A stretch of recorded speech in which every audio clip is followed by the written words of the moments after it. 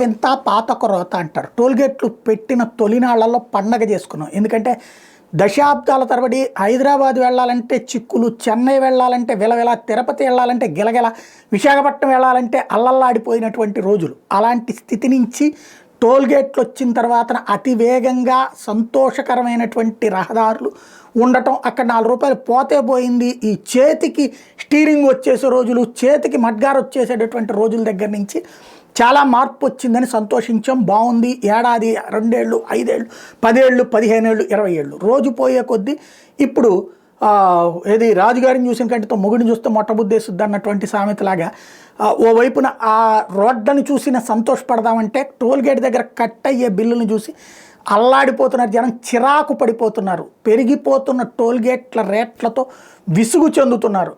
ఇలాంటి దశలో ఇప్పుడు ఆ సమస్యకి పరిష్కారంగా కేంద్ర ప్రభుత్వం ఒక మంచి ఆలోచన చేసింది. ఏడాది పాసు, జీవితకాలపు పాసు.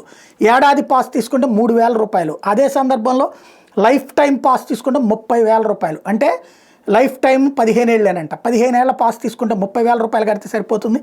ఏడాది పాస్ తీసుకుంటే 3,000 రూపాయలు తీసుకుంటే సరిపోతుంది. అంటే అది 15 ఏళ్ళు అయితే 45,000 అవుతుంది.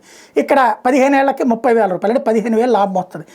ఆ పాస్ తీసుకుంటే కనుక ఇక హ్యాపీగా దేశంలో ఏ మూలకైనా టోల్గేట్ ఆపే ప్రసక్తి లేదు, చక్కగా వెళ్ళిపోవచ్చు. ఇది అద్భుతమైనటువంటి ఆలోచన. విపరీతంగా జర్నీలు చేసేటటువంటి వాళ్ళకి బాగా పండగ. ఈ పాసులు త్వరలో కార్లకి టోల్ పాసులు రాబోతున్నాయి.